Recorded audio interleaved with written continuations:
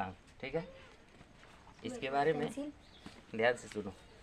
जब हम किसी एक संख्या को बार बार आपस में मल्टीप्लाई करते हैं, ठीक ना, तो जितनी बार मल्टीप्लाई करेंगे, जितनी बार, जितने टाइम्स मल्टीप्लाई करेंगे, वो टाइम्स उसका एक्सपोनेंट कहलाएगा, घातांक कहलाएगा।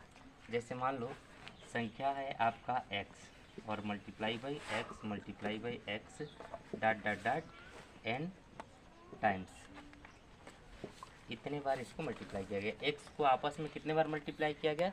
n times. तो यहाँ पर जो n लिखा गया है, n क्या हो जाएगा? इसका एक्सपोनेंट हो जाएगा। किसका एक्सपोनेंट होगा? x का पावर n। इसको ऐसे लिखते हैं। यहाँ जो नीचे लिखा होता है इसको बोलते हैं बेस।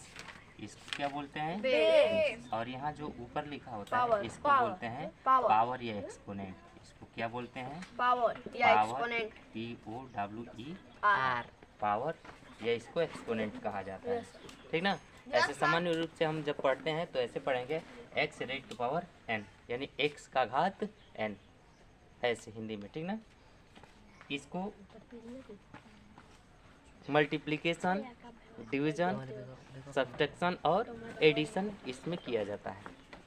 उसको कैसे करेंगे? और जीरोज प्रॉपर्टी क्या होता है? एक्सपोनेंट यदि जीरो हो जाए तो उसकी प्रॉपर्टी क्या होता है, इसको भी हम लोग जानेंगे। चलिए देखते हैं कि मल्टीप्लिकेशन में यहाँ तो ये दे ही दिया गया है कि इसका पावर इतना हो जाता है, लेकिन अगर सेम बेस वाले एक्सपोनेंशियल फॉर्म में लिखे गए कुछ नंबर होंगे और उसका आपस में यदि मल्टीप्लाई किया जाएगा, ठीक ना, तब हम क्या करते हैं इसको देखते हैं। जैसे मान लो कि कोई नंबर दे दिया गया आपको b का पावर k और मल्टीप्लाई बाई b का पावर l, इस तरह से आपको दे दिया गया। तो सेम बेसिस यदि कोई नंबर होता है तो पावर को आपस में ऐड कर देते हैं, दैट मीन्स जोड़ देते हैं। सेम बेसिस यहाँ पर इसका बेस कितना है? b और इसका बेस कितना है? b, और इन दोनों का आपस में क्या हुआ है? मल्टीप्लिकेशन, ठीक ना। तब पावर को हम क्या कर देंगे? ऐड कर देंगे। तो यहाँ से हो जाएगा b का पावर k और प्लस l, ऐसे होता है, ठीक ना। न्यूमरल वैल्यू में हम चलते हैं। जैसे 5 का पावर यदि 6 कर दिया जाए और मल्टीप्लाई बाई 5 का पावर 7 कर दिया जाए, तब हम कैसे लिखेंगे? 5 का पावर 6 प्लस 7, ऐसे इसको लिखा जाता है, ठीक ना। अब इसको जोड़ देंगे तो क्या हो जाएगा? 5 का पावर 6 और 7 कितना होगा? 13,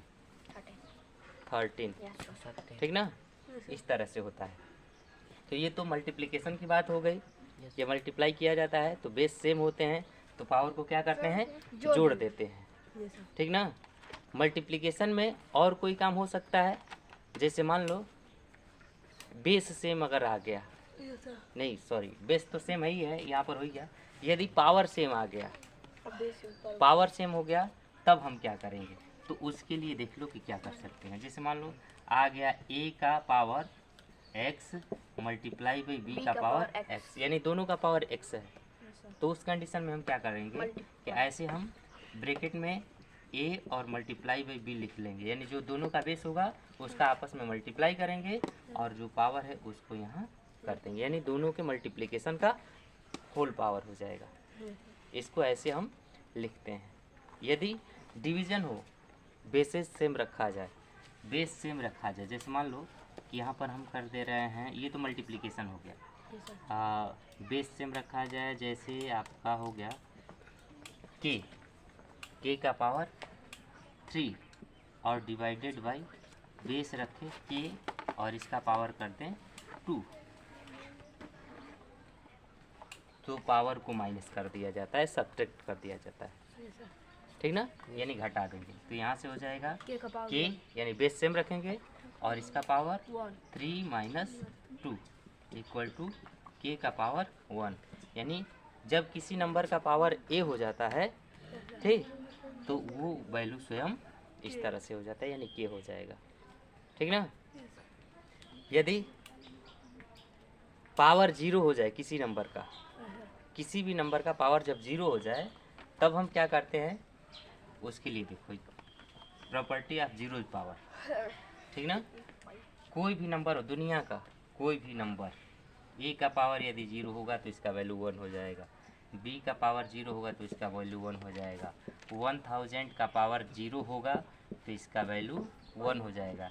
माइनस 10 लाख का पावर यदि 0 होगा तो इसका वैल्यू 1 होगा। यानी दुनिया का कोई भी संख्या हो, यदि उसका पावर 0 होता है तो उसका वैल्यू हो जाता है 1।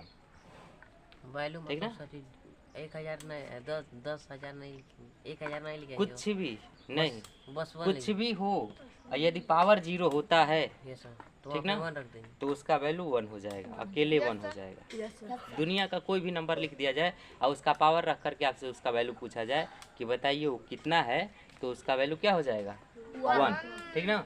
कभी कभी आपको ऐसा क्वेश्चन दिया जा सकता है, जैसे लिख देगा x का पावर 0 प्लस y का पावर 0 प्लस z का पावर 0 और कहेगा कि इसका वैल्यू फाइंड कीजिए। तो आप क्या करेंगे? पहले इसको हल करेंगे। सिंस आप जानते हैं कि किसी भी नंबर का पावर यदि 0 होता है तो उसका वैल्यू 1 होता है, तो x का पावर 0 का मतलब इसका वैल्यू क्या हो जाएगा? 1। और प्लस y का पावर 0 का मतलब इसका वैल्यू क्या हो जाएगा? 1। प्लस z का पावर 0 का मतलब इसका वैल्यू कितना होगा? 1। और तीनों को आपस में जोड़ेंगे तो वैल्यू क्या हो जाएगा? 3। इस तरह के भी क्वेश्चंस आते हैं, ठीक ना? इसको आप लोग याद रखेंगे और इस तरह से करने का प्रयास करेंगे। समझ में आ रहा है? चलिए एक क्वेश्चन आप लोगों के लिए आप लोग कीजिए। एक नहीं, 2-3 क्वेश्चन दे रहे हैं, जैसे एक मल्टीप्लिकेशन का, एक डिवीजन का, ठीक है ना? और एक जीरो प्रॉपर्टी वाला। आप लोगों को ये दिया जा रहा है, जैसे 5 का पावर 7 मल्टीप्लाई बाई 5 का पावर 2। डिवीजन में सब्ट्रैक्ट करना होता है, मल्टीप्लिकेशन में क्या करना होता है? पावर को जोड़ देना होता है, ठीक है? मल्टीप्लिकेशन है सर। हाँ, ये मल्टीप्लिकेशन यहाँ पर साइन दिया गया है, ठीक। अब 7 का पावर 6 डिवाइडेड बाई 7 का पावर 3, इसका वैल्यू आपको फाइंड करना है।